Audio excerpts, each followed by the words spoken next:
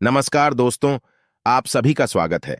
आपके अपने YouTube channel मानव जीवन में दोस्तों लाइफ में सभी आगे बढ़ना चाहते हैं और लाइफ में आगे बढ़ने के लिए हमें रोज ही कुछ नया सीखना चाहिए और आगे बढ़ना चाहिए। तो चलिए आज की प्रस्तुति शुरू करते हैं। श्री शिवाय नमस्तुभ्यम।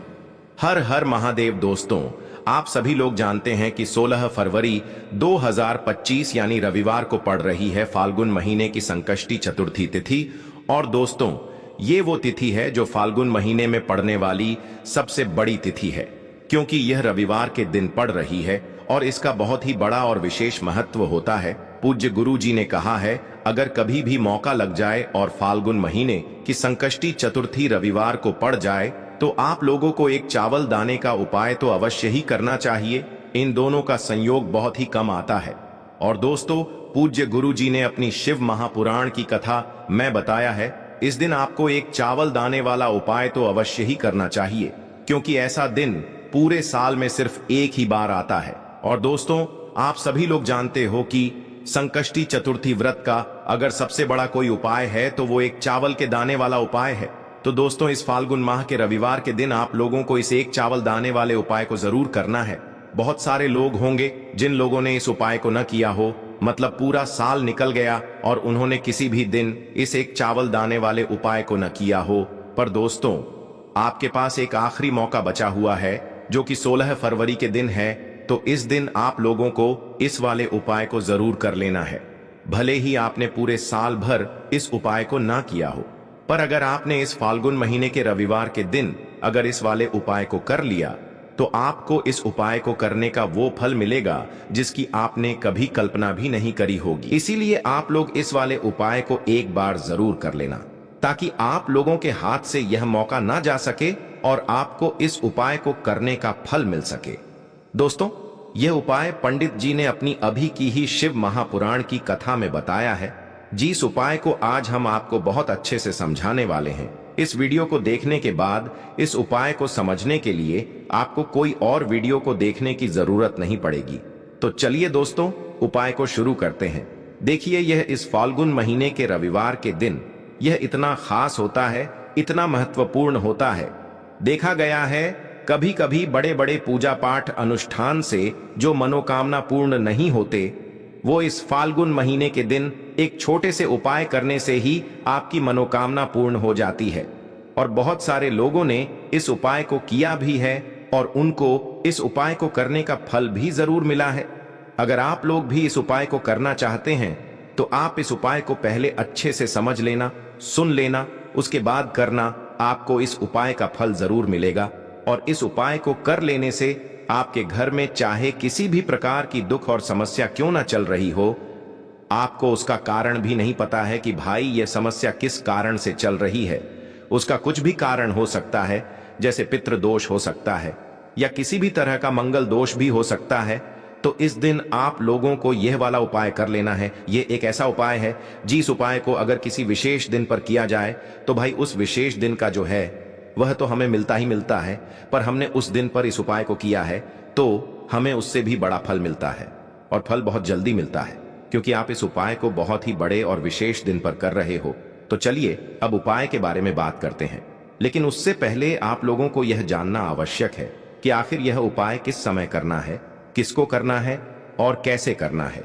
तो चलिए हम आगे आपको वीडियो में एक एक करके बता देते हैं। लेकिन उससे पहले अगर आप लोग हमारे चैनल पर नए हैं तो हमारे चैनल को सब्सक्राइब कर लेना और इस वीडियो को लाइक करके कमेंट बॉक्स में श्री शिवाय नमस्तुभ्यम ओम नमः शिवाय जरूर टाइप कर देना। तो दोस्तों, इस एक चावल के दाने वाले उपाय को हमें इस रविवार के दिन कैसे करना है, किसको करना है, किस समय करना है और कहां पर करना है, ये सारे सवालों के जवाब आपको इस वीडियो में मिल जाएंगे। और जो ये वीडियो देखेगा भाई, उसको एक चावल के दाने वाला उपाय जरूर करना चाहिए, क्योंकि इस दिन एक चावल के दाने का भी बहुत ही बड़ा और विशेष महत्व होता है।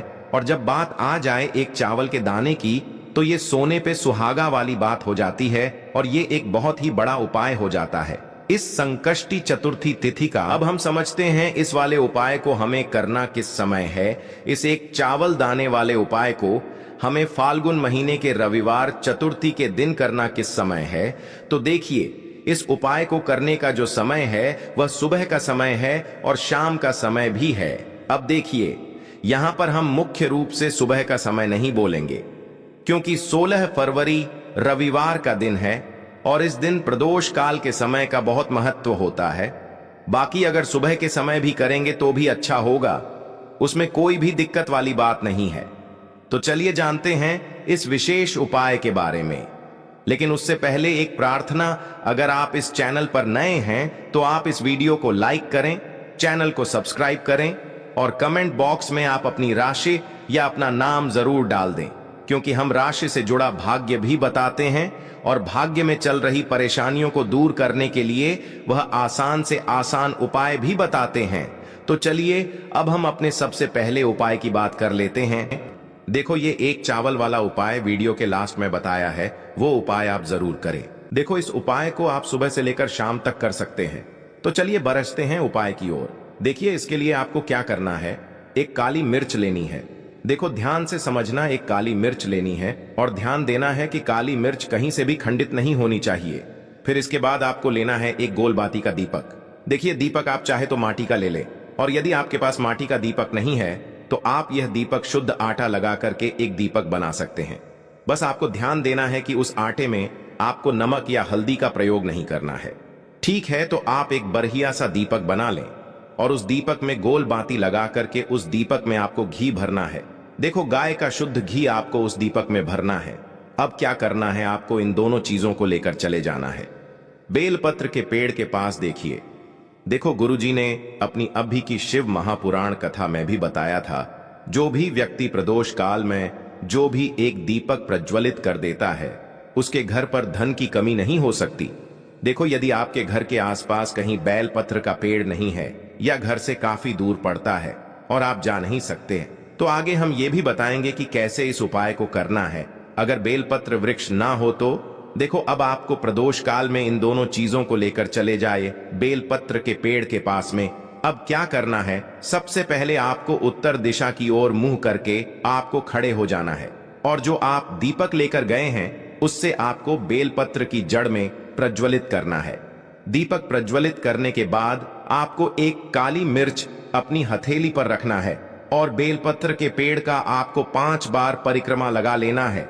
और यदि आप परिक्रमा बेलपत्र के पेड़ का नहीं लगा सकते हैं तो आपको दीपक को चारों ओर कुछ इस तरह से क्लॉकवाइज 5 बार घुमा देना है, मतलब आरती करना है। और घुमाने के बाद आपको उसी काली मिर्च को दीपक में डाल देना है और वहीं पर बैठकर हाथ जोड़ करके आंख बंद करके आपको जो भी आपके जीवन में समस्याएं हैं, घर से लक्ष्मी जी का निवास नहीं है, घर में लक्ष्मी जी प्रवेश नहीं कर रही है, और भी जीवन में जो भी समस्याएं हैं, तो उस समय आपको विनती करनी है।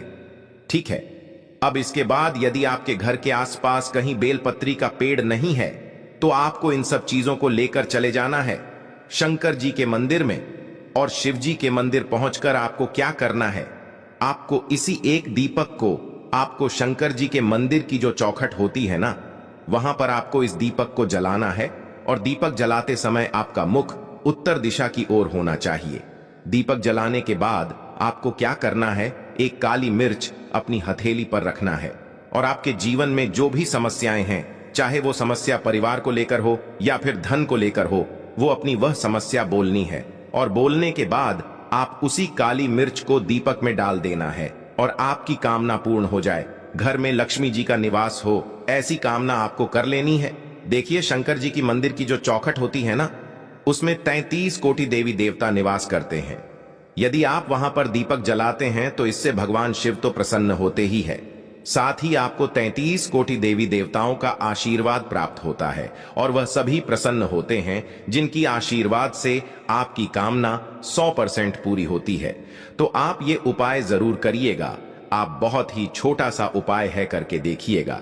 देखिए, अब हम जान लेते हैं गुरु जी द्वारा बताए गए दूसरे उपाय के बारे में। इस उपाय के लिए आपको मात्र 2 लौंग लेनी होगी, यानी कि आपको लौंग का जोड़ा लेना है। 2 फूल वाली आपको लौंग लेनी है। लौंग का जोड़ा कहीं से भी खंडित नहीं होना चाहिए, इस बात का ध्यान रखें। इसी के साथ में आपको लेना होगा लाल चंदन का पाउडर। देखिए, यदि आपके पास लाल चंदन की लकड़ी है तो उसे घिसकर भी आप चंदन के रूप में प्रयोग कर सकते हैं। यदि पाउडर है तो उसका भी आप अपने उपाय के लिए प्रयोग कर सकते हैं। देखिए, चंदन जो है वो तेज का प्रतीक माना गया है और साथ ही साथ जीवन के अंधकार को दूर करने का प्रतीक माना गया है। अब इसी के साथ में आपको मात्र एक तांबे के पात्र के अंदर शुद्ध जल लेना होगा। अपने घर से अब दोस्तों ये तीनों सामग्री लेकर के सीधे आपको पहुंच जाना होगा भगवान शिव के मंदिर में। देखिए, इसी के साथ मैं आपको एक गोल बाती का दीपक भी लेना होगा। दीपक आप मिट्टी का भी ले सकते हैं, शुद्ध घाटा मढ़कर उसका भी तैयार कर सकते हैं। और दीपक में आपको शुद्ध घी का प्रयोग करना है। लेकिन जैसे ही आप इन सभी सामग्रियों को मंदिर में लेकर के पहुंचेंगे, मंदिर में जैसे ही आप चौखट के वहां पर पहुंचेंगे तो मंदिर की चौखट के सीधे तरफ आप जो अपने साथ एक गोल बाती का दीपक लेकर के आए हैं उसे आपको सबसे पहले तो प्रज्वलित कर देना है। यानी कि जैसे ही आप मंदिर की चौखट के वहां पर प्रवेश करते हैं तो उसके सीधे तरफ आपको ये गोल बाती का दीपक प्रज्वलित कर देना है। अब देखिए, जैसे ही आप यह दीपक प्रज्वलित करेंगे तो आपकी जो भी मनोकामना है उससे आपको बोल देना है। आप इस दीपक को इस प्रकार से प्रज्वलित करने के बाद इन सभी सामग्रियों को आपको शिवलिंग के पास में लेकर पहुंच जाना है।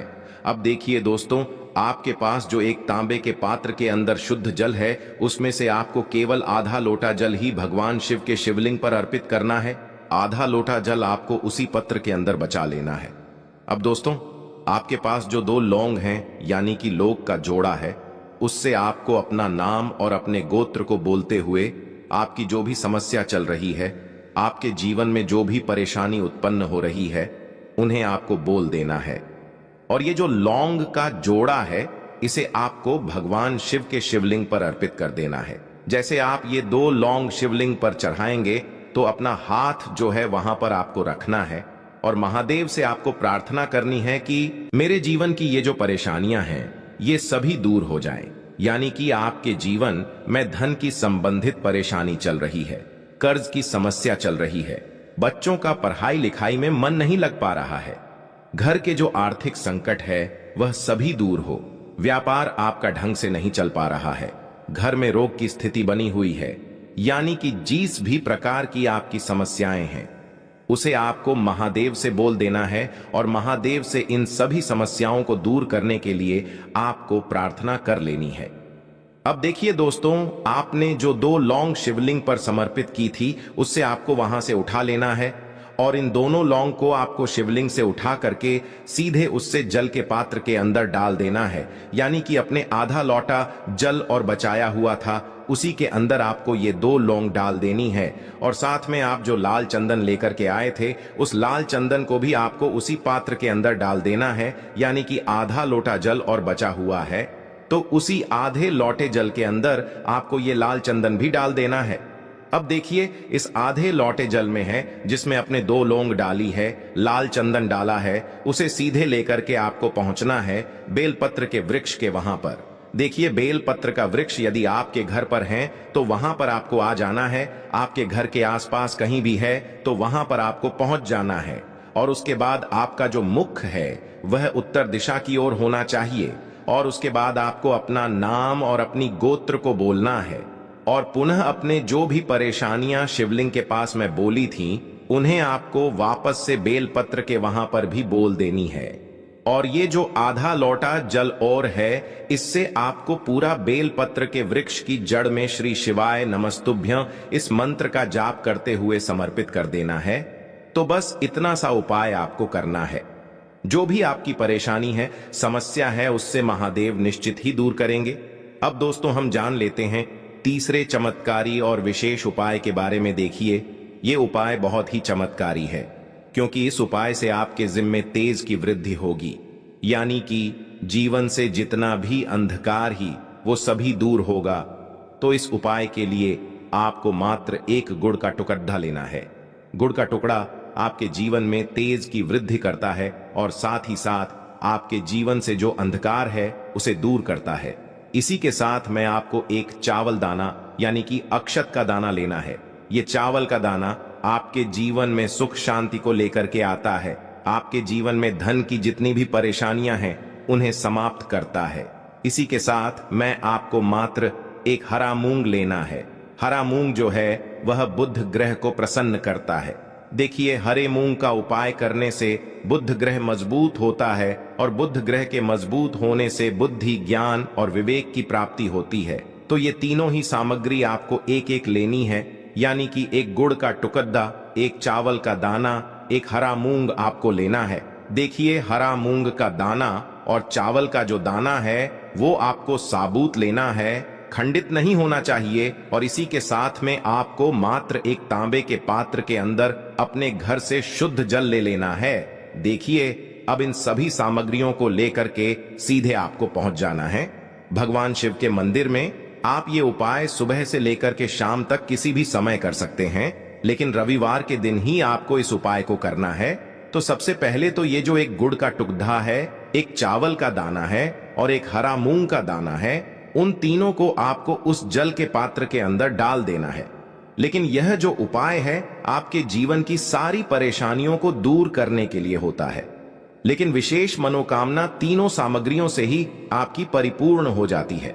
देखिए, यदि आपके जीवन तेज होगा तो सभी आपसे वार्तालाप करेंगे, सभी आपसे बात करेंगे और आपका जो मान सम्मान है वह बढ़ता है। और चावल का जो दाना है वह धन में वृद्धि करता है, मन की शांति के लिए होता है। और हरा मूंग जो है वो बुद्धि, ज्ञान और विवेक की प्राप्ति के लिए होता है। अब देखिए, यह जो एक पात्र है, इससे आपको भगवान शिव के शिवलिंग पर धीरे धीरे अर्पित कर देना है। श्री शिवाय नमस्तुभ्यम इस मंत्र का जाप करते हुए और तुम रुकेश्वर महादेव का मन में स्मरण करते हुए। लेकिन तुम रुकेश्वर महादेव का स्मरण करने से यह जो उपाय है और अधिक प्रभावशाली हो जाता है। तो तुम रुकेश्वर महादेव का स्मरण करते हुए यह उपाय करने से आपके जीवन में जो भी अशांति है वह सभी दूर हो जाएगी। तो इस प्रकार से आपको यह सुंदर सा उपाय कर लेना है। इसके बाद बात करते हैं तीसरे उपाय की। देखो, यह उपाय बहुत ही अचूक उपाय है जो आपको करना है। देखो, इस उपाय के लिए आपको 2 दीपक लेने हैं। देखो, दोनों दीपक आपको मिट्टी के दीपक लेने हैं। उसके बाद आपको दोनों दीपक को प्रज्वलित करने के लिए आपको लंबी बाती लेनी है और ये दीपक घी और सरसों के तेल से दीपक प्रज्वलित करने हैं। ये सब लेने के बाद आपको लेना है एक कटोरी में कच्चा दूध थोड़ा सा लेना है। उसके बाद आपको लेना है एक लोटा जल। देखो, गुरुजी ने इस उपाय के लिए बताया है कि ये उपाय आपको प्रदोष काल में करना है। कहते हैं कि बेलपत्र के वृक्ष में प्रदोष काल के समय में महादेव वास करते हैं। उस समय हम कोई भी उपाय करते हैं तो उसका फल हमें अवश्य मिलता है। देखो, अब ये सब सामग्री लेकर आपको प्रदोष काल में चले जाना है बेलपत्र के वृक्ष के वहां पर। देखो, वहां पहुंच जाने के बाद आपको सबसे पहले बेलपत्र की जड़ में सबसे पहले वो दूध जो आप लाए हैं उसे समर्पित कर देना है। उसके बाद आपको जो एक लोटा जल जो आप लाए हैं वो आपको धीरे धीरे बेलपत्र की जड़ में समर्पित कर देना है। उसके बाद आप जो दीपक लाए हो, दोनों दीपक को आपको बेलपत्र की जड़, बेलपत्र की तरफ मुंह करके बाती का आपको एक दीपक घी का और एक दीपक तेल का प्रज्वलित कर देना है। और आपकी जो भी मनोकामनाएं हैं वो महादेव को बोलना है। देखो, गुरुजी ने कहा रविवार के दिन पर बेलपत्र की जड़ में दीपक प्रज्वलित कर देता है, महादेव उसकी सभी मनोकामना पूरी कर देते हैं। देखिए दोस्तों, आज के इस वीडियो में हमने आपको रविवार के दिन किए जाने वाले 3 बहुत ही सुंदर से उपाय बताए हैं। जो भी आपके लिए उचित है, सरल है, उसे आप कर सकते हैं। आज के लिए बस इतना ही इस वीडियो में दी गई जानकारी। अगर आपको अच्छी लगी हो तो प्लीज हमारे चैनल मानव जीवन को सब्सक्राइब करें, लाइक करें और हमारे वीडियो में अंत तक बने रहने के लिए धन्यवाद।